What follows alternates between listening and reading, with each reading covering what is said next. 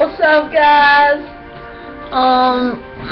Just want to start off saying thank you for liking this page, and I'm really excited right now because I don't think I know this shit, that us all together can change the world.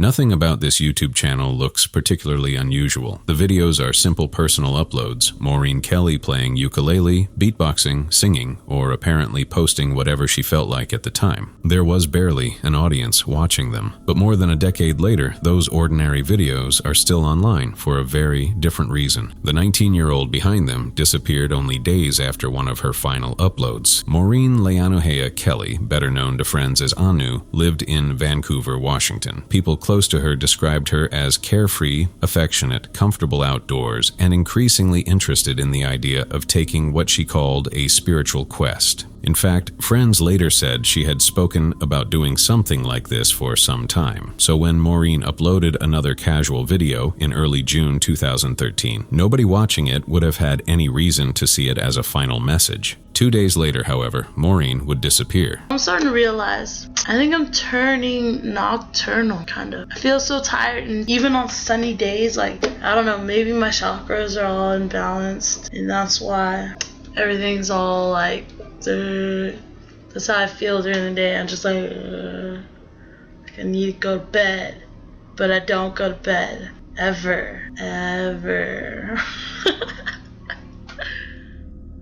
On June 9th, Maureen was camping with friends at Canyon Creek Campground inside Washington's Gifford-Pinchot National Forest. At around 5 p.m., she told the group that she was finally going on the spiritual quest she had been talking about, but what she planned to do next was unusual. Maureen left her clothes and shoes behind and headed into the forest carrying only a fanny pack containing a few basic items, including a knife, a compass, and something she could use to start a fire. She told her friends she expected to return by midnight, but midnight came and Maureen still had not returned. At first, her friends searched around the immediate area themselves. When that failed, authorities were contacted, and a much larger search began the following day. One of the few physical clues came from the ground. Searchers found bare footprints that appeared consistent with Maureen's foot size. Teams believed the trail crossed Canyon Creek and continued north toward Forest Service Road 54, although investigators could never conclusively prove the prints belonged to her. For a while, that gave teams something to follow, but near the road, the trail disappeared. Over the next several days, ground crews, volunteers, dogs, and aerial teams searched miles of dense forest around the campground. Unfortunately, the dogs were unable to establish a usable scent trail, and no clothing, equipment, or other belongings belonging to Maureen were found farther into the woods. Even after the search expanded, there was nothing showing exactly where she went after reaching the area near the road. Eventually, the formal operation was scaled back without finding her. With no sign of Maureen anywhere along the search route, investigators began looking at what might have happened after she entered the forest. There was no evidence that she had been drinking or using drugs before leaving, and nothing at the campground suggested foul play, which pushed the investigation more toward exposure or an accident in the wilderness. Although the afternoon had been relatively mild, temperatures that night dropped into the 40s. Maureen had entered difficult wilderness barefoot and without clothing, shelter, a flashlight, or any way to contact someone if she became lost or injured. Because of that, exposure and hypothermia became the leading explanation for what may have happened. Even with exposure becoming the leading theory, however, the searches never produced Maureen's remains or anything else that could confirm what happened to her. The fact that the footprints apparently reached the area near a road left another possibility open. Maureen could have continued deeper into the forest, become injured somewhere searchers never reached, or potentially encountered someone after leaving the trail. Some people who knew her even wondered whether she had intentionally continued traveling and simply did not want to be found. But after years of investigation, none of those alternatives has been supported by enough evidence to explain her disappearance. More than 11 years later, there was briefly another development. In August 2024, human remains were discovered elsewhere inside Gifford-Pinchot National Forest. Considering how long Maureen had been missing, the discovery naturally raised questions, but investigators eventually linked those remains to another hiker who had disappeared in the forest in 2013, meaning the discovery did not resolve Maureen's case. Yet after more than a decade, the trail still ends with those footprints near the road. Nothing recovered since has been conclusively linked to Maureen, and investigators still do not know where she went after leaving Canyon Creek Campground. Meanwhile, her old YouTube channel remains almost exactly as she left it, filled with a handful of ordinary videos of a 19-year-old playing music, beatboxing, and joking around for an audience that barely existed. Nothing about them seems disturbing on its own. It is only when you look at the dates that they become something else, because shortly after Maureen recorded herself for that small, forgotten channel, she walked into the Washington wilderness and was never seen again. Hey nudists, it's everybody's favorite dude named Nick Bate. Nick Bate. Where am I, you may ask? Right here, under the table. Just like all my sales deals. So, I have been playing Pokemon. That's pretty much it. Things I'm looking forward to: Pokemon Black and White versions. Also the new They Might Be Giants album. It's gonna be pretty cool.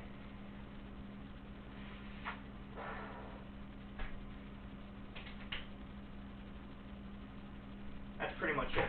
That's all I had planned.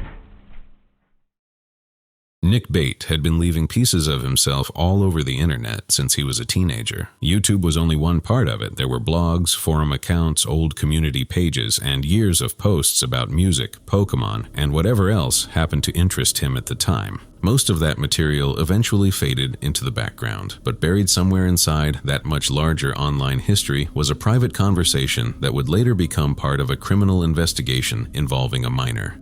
The person behind those accounts was Nicholas Stautzenberger, better known online as Nick Bate. The reason had nothing to do with anything disturbing happening in these videos. Nick's younger half-sister reported the abuse to her father in 2015. According to the case presented in court, the abuse had taken place during 2009 and 2010 at the family's home in Lancaster County, Pennsylvania. By the time she spoke about it, roughly 5 years had passed. That delay meant there was little chance of finding the kind of immediate physical evidence investigators might have had if the abuse had been reported at the time. However, part of Nick's old internet history had survived. In a preserved private conversation, Nick had described sexual conduct that closely matched details his sister would later provide to authorities. That conversation became important because it had been written long before the case reached court. So alongside his sister's testimony, prosecutors now had Nick's own words describing conduct that they argued corroborated her account. Additional testimony was also introduced to support details contained in that conversation, although the chat itself remained one of the most significant pieces of digital evidence in the case. Get me a good stick. Oh, take that, Nick. You'll never defeat me.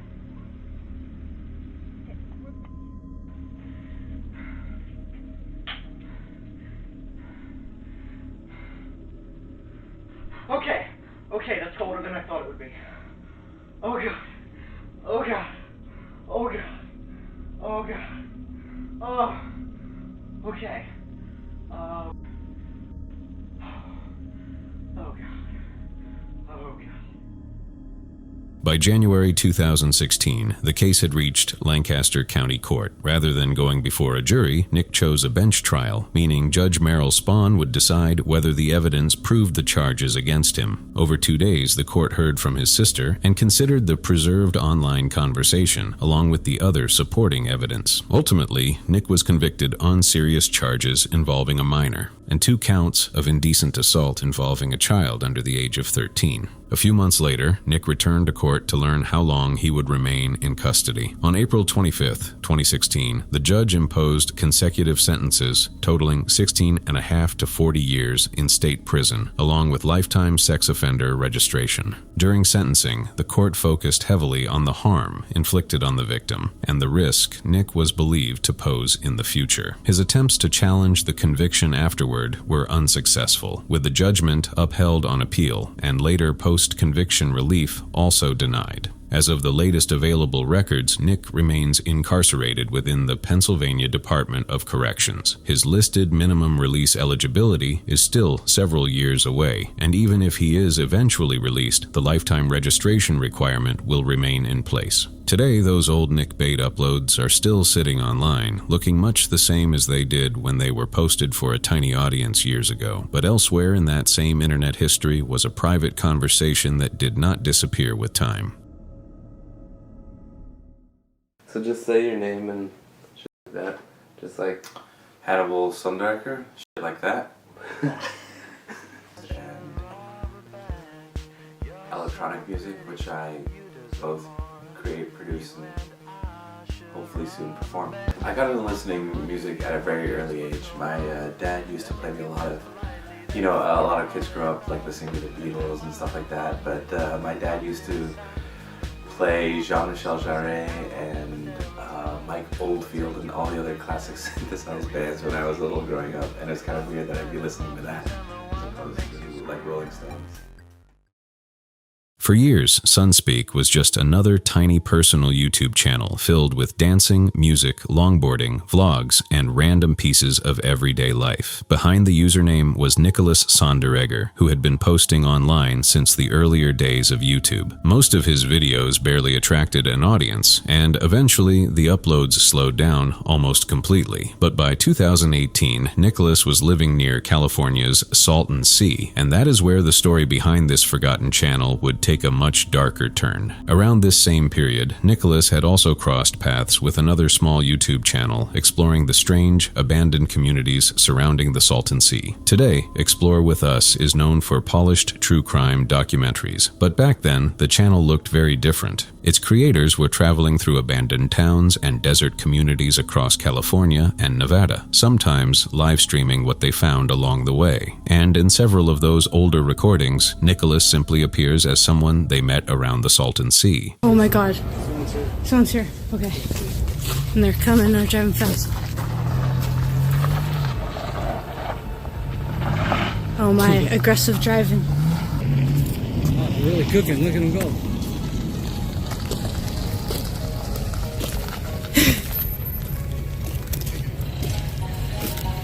I know this guy. We saw you on the live video, we knew exactly where you were. It's not even scary, man. We thought you guys were gonna put on the show. Hey, how you doing? I'm Nick. Hey, Bob. Nice to meet you. Nice to meet you. Glad you guys found this. It's like definitely a lot cool. This place is sketchy. Yeah, it's cool that you guys came at night. We haven't even been daring enough to do that. You mind if we explore with you for a little? Of course. Yeah, we don't mind.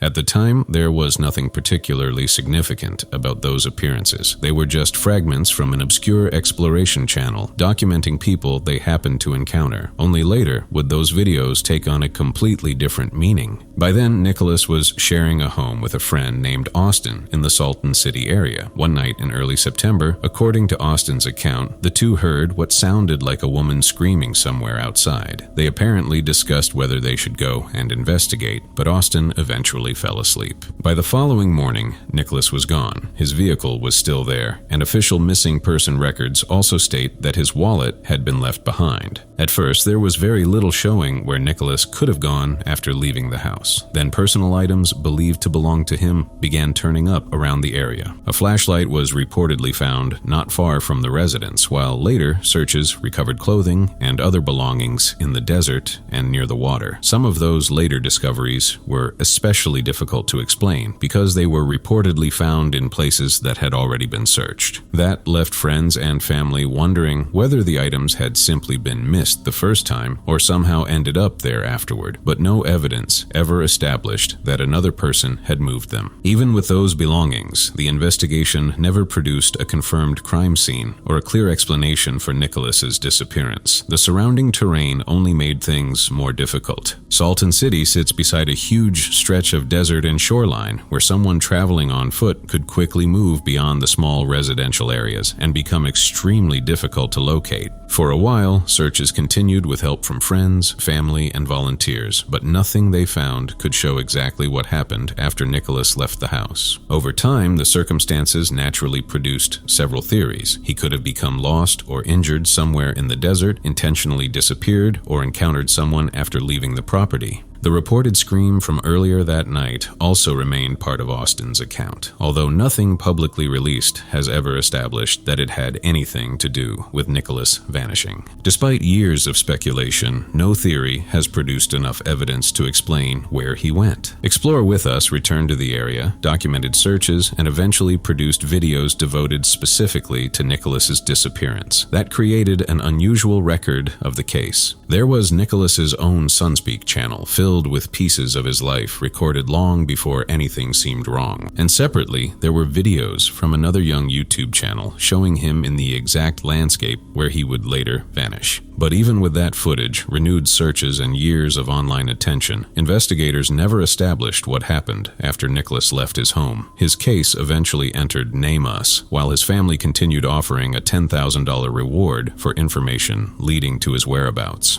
Nearly 8 years after Nicola disappeared, there has still been no confirmed sighting, identified remains, or evidence explaining what happened to him that night. Meanwhile, his old Sunspeak uploads remain online, much as he left them, preserving videos of someone dancing, joking around, and recording everyday pieces of his life for a tiny audience. At the time, none of those uploads had any reason to seem unusual, but once Nicola vanished, they became some of the few recordings left of a man whose final movements have never been fully explained.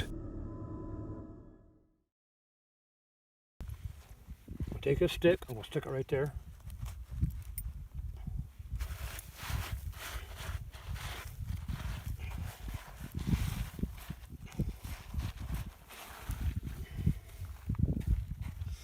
This is a whole lot quicker way. This is so simple and so stupid. I think a lot of folks don't even think about it. I can check from the Jeep right there. If the light's right, and look over here. I see that stick sticking up. I know there's nothing caught here.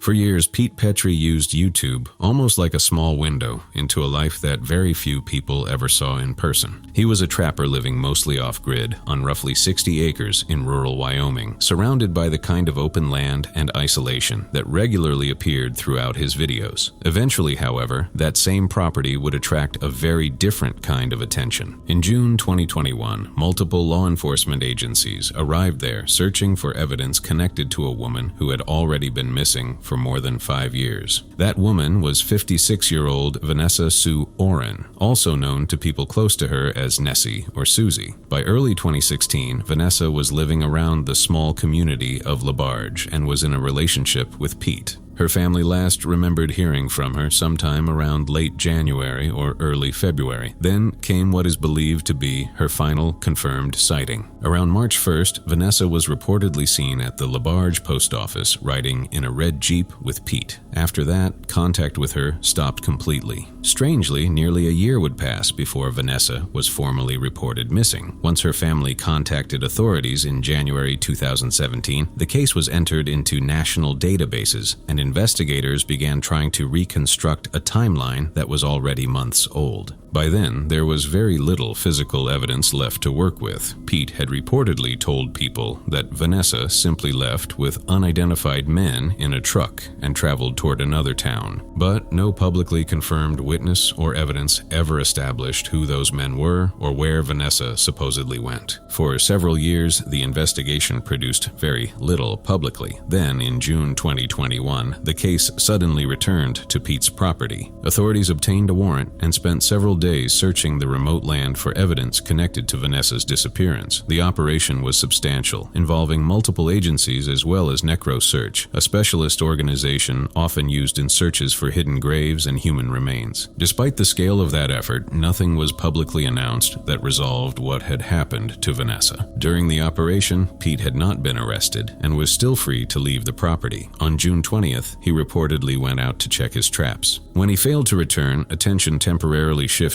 from Vanessa's disappearance to finding Pete himself. 2 days later, his body was discovered roughly 15 minutes away. His death was ruled a self-inflicted, with authorities finding no evidence that another person had been involved. However, his death did not establish that he had harmed her. He was never charged in connection with Vanessa's disappearance, and nothing publicly released from the property search has proven that she died there. What remained was the same unanswered question investigators had been dealing with since 2017. Where did Vanessa go after she was was last seen in LaBarge. More than a decade after Vanessa disappeared, that question still has no confirmed answer. No remains have been identified as hers, no one has been charged with causing her disappearance, and the investigation remains open. Meanwhile, Pete's old YouTube channel still preserves glimpses of the isolated life and property that investigators would eventually spend days searching. But whatever they hoped to uncover, there has never produced a public explanation for what happened to Vanessa Oren after she vanished in 2016.